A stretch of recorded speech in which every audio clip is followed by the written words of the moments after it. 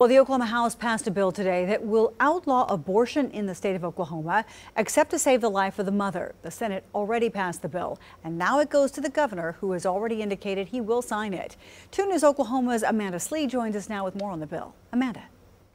In a 70-14 vote, the House passed Senate Bill 612. It would make performing an abortion from conception a felony, punishable with up to 10 years in prison. The only exception is to save the mother's life.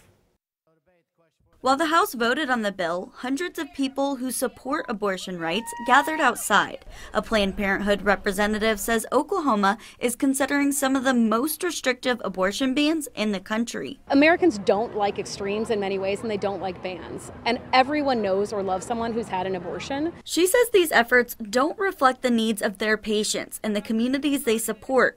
But Representative Jim Olson says his constituents want abortions restricted. Oh, I have no doubt they are very strongly pro-life in my part of the state, and I think that's true in most areas of the state as well. Representative Emily Virgin says even though the bill passed, it won't end abortions. But what they're really doing is outsourcing this care to other states where it will remain legal. Representative Olson says he's focused on what happens in Oklahoma. Should we throw away our murder statute because it won't totally eliminate murder?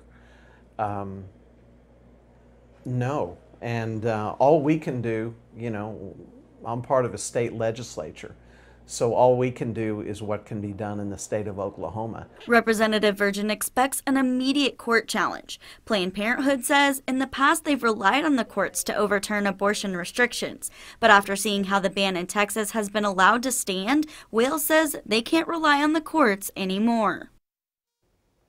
The bill still needs Governor Kevin Stitt's signature to become law, but he has indicated he will sign any bills restricting abortion that reach his desk. Amanda Slee, 2 News Oklahoma.